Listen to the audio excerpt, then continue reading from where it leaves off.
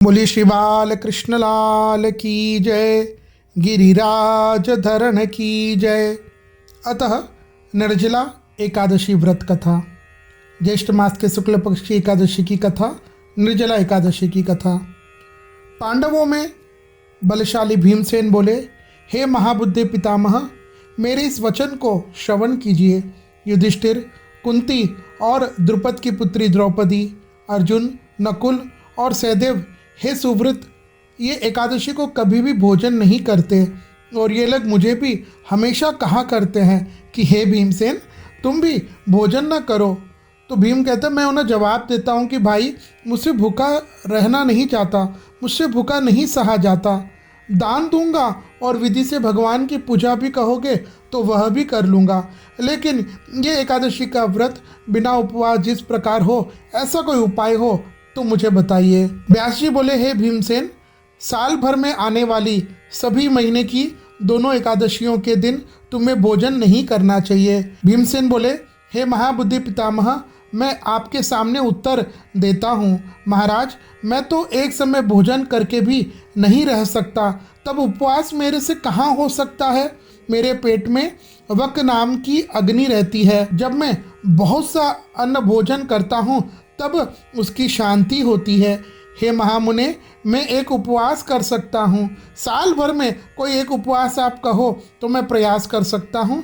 इससे आप मुझे कोई एक उपवास बता दे जिससे मेरा कल्याण हो जाए। व्यास जी बोले, हे भीमसेन, तुमने मुनि के और वेद के कहे हुए धर्म सुने हैं, पर वे है राजन इस कलयुग में नहीं हो सकते। सुख का उपाय जिसमें विशेष खर्च भी न हो, न कोई दुख हो, पर जिसका फल बड़ा हो।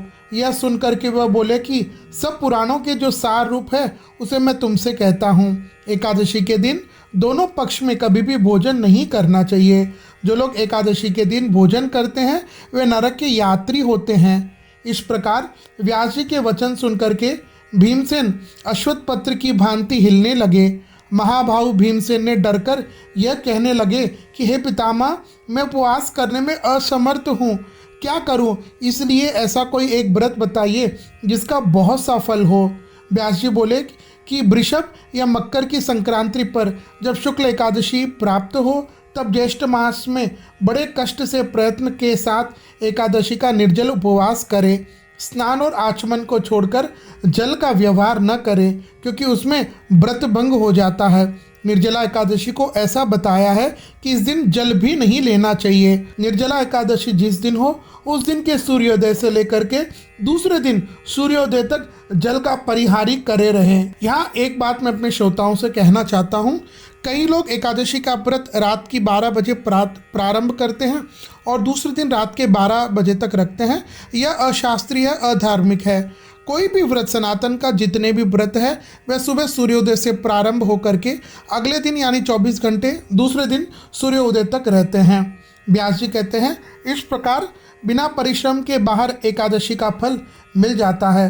द्वादशी के दिन निर्मल प्रातःकाल स्नान करें, विधि पूर्वक ब्राह्मणों को जल और स्वर्ण देकर सब कार्यों को समाप्त करके ब्राह्मणों के साथ ही जितेंद्रिय होकर भोजन करें।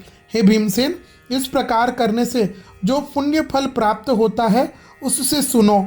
वर्ष भर के अंदर जितनी एकादशी होती है उन सब का फल एक इस निर्जला एकादशी करने से प्राप्त हो जाता है, इसमें मुझे संदेह नहीं है। इस प्रकार मुझको साक्षात शंख चक्र गदाधारी भगवान केशव श्री हरि विष्णु नारायण ने ही कहा है। एकादशी के दिन शुक्ल पक्ष में ज्येष्ठ मास में पानी से रहित उपवास करके जो फल मिलता है, हे भीमसेन, उसे सुनो।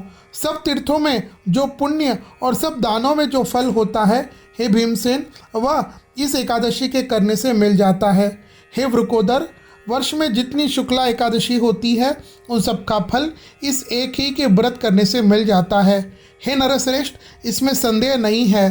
धन धान्य देने वाला, पुत्र और आरोग्य को बढ़ाने वाला इस व्रत का उपवास होता है। यह मैं तुम्हें सत्य वर्णन करता हूँ।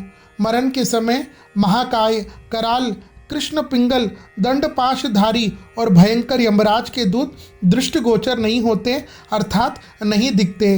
हे नरश्रेष्ठ, एकादशी के दिन उपवास से पीतांबरधारी सौम्य चक्रहस्त मन की भांति दौड़ने वाले भगवान के सुंदर दूत विष्णुपुरी को उन्हें अंत में ले जाते हैं। इसलिए इसका उपवास जल से रहित यानी बिना जल के लेकर के ही करना चाहिए।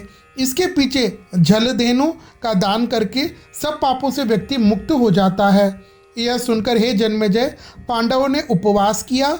तब से भीमसेन ने भी इस निर्जला एकादशी का उपवास किया और इसलिए इसका नाम पांडव भीमसेन एकादशी के नाम से भी एकादशी विख्यात हुई है। इसलिए हे राजन, तुम भी सभी प्रयत्नों के साथ उपवास हरि का पूजन करो, जिससे तुम्हारे भी सब पापों का क्षय हो जाए।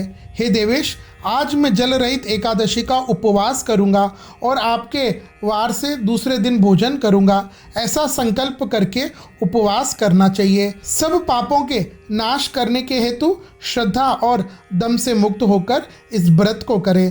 इस प्रकार व्रत करने से स्त्री और पुरुष के मेरु पर्वत समान के भी पाप राशि क्यों न हो, वह क्षण मात्र में भस्म हो जाती है। यह इस एकादशी का प्रभाव है।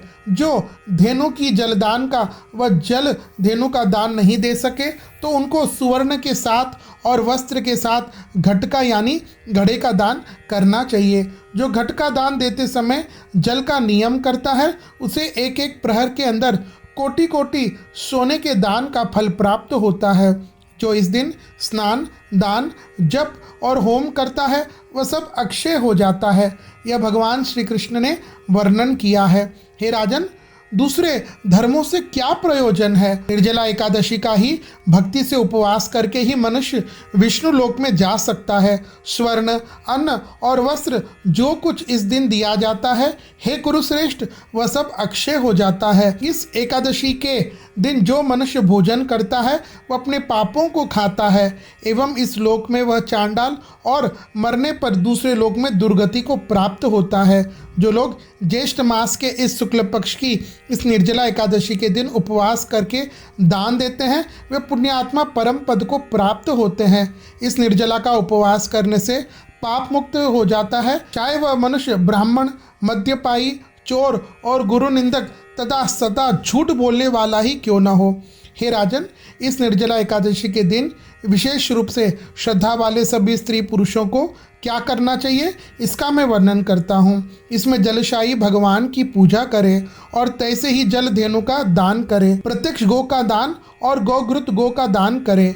हे धर्मज्ञ एवं धर्मधारियों में श्रेष्ठ, दक्षिणा से अनेक तरह के मिष्टान भोजन से प्रयत्न के साथ ब्राह्मणों को प्रसन्न करें। ऐसा करने से मोक्षदाता भगवान हरि जल्दी प्रसन्न हो जाते हैं। जो लोग इस व्रत को नहीं करते, वे अपने ही साथ द्वेष करते हैं। जो लोग शांत और दानी होकर भगवान की पूजा करते हुए रात्रि में जागरण करके निर्जला का उपवास करते हैं, वे लोग चाहे पापी या दुराचारी हो, दुष्ट हो, वे अपने अनाचारी 100 कुल के साथ भगवान के धाम में पहुंचते हैं। जिन्होंने कि रात में जागरण करते हुए इसका व्रत किया है, इस निर्जला के दिन वे अन्न, पान, गौ, वस्त्र, शैया, आसन, कमंडल, छत्र और जूती जोड़े किसी उत्तम ब्राह्मण को अवश्य देना चाहिए। वह सुवर्ण के समान चढ़कर अवश्य स्वर्ग में जाता है।